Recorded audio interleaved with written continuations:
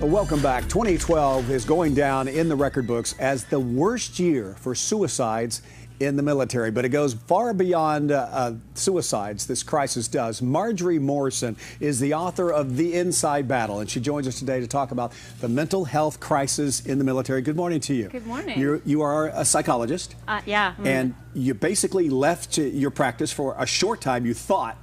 Tell us your story and how you got involved in this. Well, in a short version, I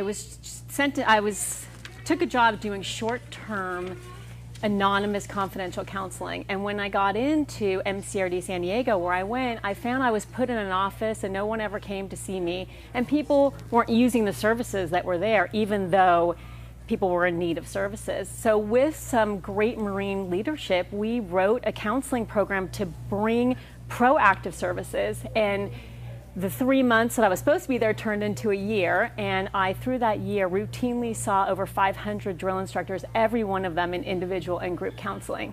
And when we did that, we made it, there was no stigma. You didn't have to go get help. Everyone got it from the beginning. We treated it as emotional intelligence coaching and taught people very personally what they have a propensity towards when they're under stress. We all handle stress differently. So what is going on when we read it in the headlines that there's more suicides in this country involving Marines and Army than there is deaths on the battlefield?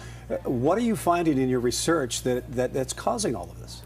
Oh, it's such a complicated issue, and I think we really don't know, and there's been so many different theories on it, and I think there are a lot of different angles that you can look at, but I think part of it is that we view mental health as a very reactive model. We don't get help until it's too late.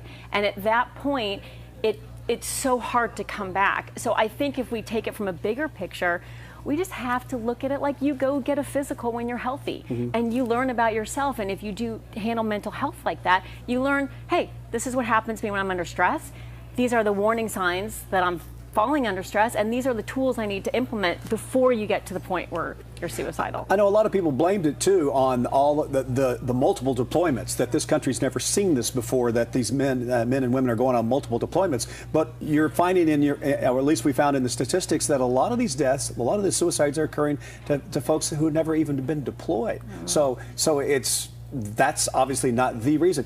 What you said, what you're saying is you have to continue with this, with the counseling, and that's not always taking place. Right, right, and we're taking people that are trained, as I learned watching recruits get trained, to be so strong and to rely on leaders, to go seek help. It goes against the grain. Even if top down they're saying you should do it, it really kind of goes against what they're trained to do. So I say we just got to make it part of their ongoing training. We got to give them emotional intelligence training just like we give them physical training. And in your book, I noticed you said it's really our duty as American citizens to help these people that pledge their support to go fight our wars. Yeah. So we're making headway, but it's going to take a cultural shift. We got to think about mental health as something you do as a routine basis and not something that's more reactive. Who would you like to read this book? What do you hope to accomplish with this book? This book is written for the average civilian that knows nothing about the military. I knew nothing. I didn't have a parent in the military. I didn't have any friends, nothing. I came in and I fell in love with the military, the culture, their values, and I really wrote this book from an outsider. And what I learned from the minute I got on base, it's a very separate entity, and keep in mind, only 1% of Americans serve. And there's 99% of us that are on the outside. So I really think that I hope that the book appeals to the general masses, the civilians that don't know anything, that want to learn and can hopefully get involved. It is a true crisis that needs to be resolved, doesn't it? Yeah. All right, The Inside Battle, Our Military Mental Health Crisis. Marjorie Morrison, thank you so much. Where can they find the book?